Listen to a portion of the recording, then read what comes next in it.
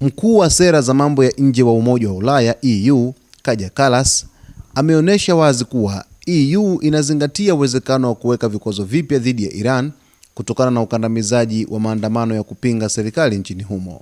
Kallas alieleza msimamo wake akisema, EU tayari ina vikwazo vikali dhidi ya Iran kwa wale wanaohusika na ukiukwaji wa haki za binadamu na msaada kwa vita vya Urusi, lakini sasa inaongeza shinikizo kufuatia matukio ya sasa nchini Iran. Kallas alisisitiza kuwa serikali ya Iran inapaswa kubeba mzigo wake wote wa matokeo kutokana na hatua yake kukandamiza maandamano kwa nguvu.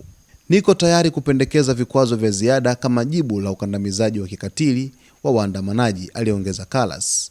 Iran kwa sasa inakabiliwa na vikwazo vikali vya kimataifa vikiwemo kutoka EU, Marekani pamoja na Canada.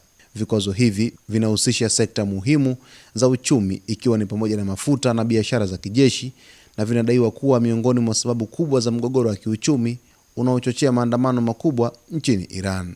Hali hii inapelekea watu wengi kupigania haki zao za msingi, ikiwemo ni pamoja na uhuru wa kuzungumza na haki za wanawake katika taifa hilo. Kallas aliongeza kuwa maandamano haya ni ishara ya watu wa Iran kupigania mustakabali wao, na nukuu, raia wanapigania mustakabali wao wenyewe na wako tayari kuhatarisha kila kitu ili sauti zao zisikike, mwisho wa nukuu, alisema Kaja Kallas. Maandamano ya Iran ambayo yalianza kama maandamano ya uchumi sasa yamegeuka kuwa mapigano makubwa ya kijamii dhidi ya serikali inayotawala nchini Iran.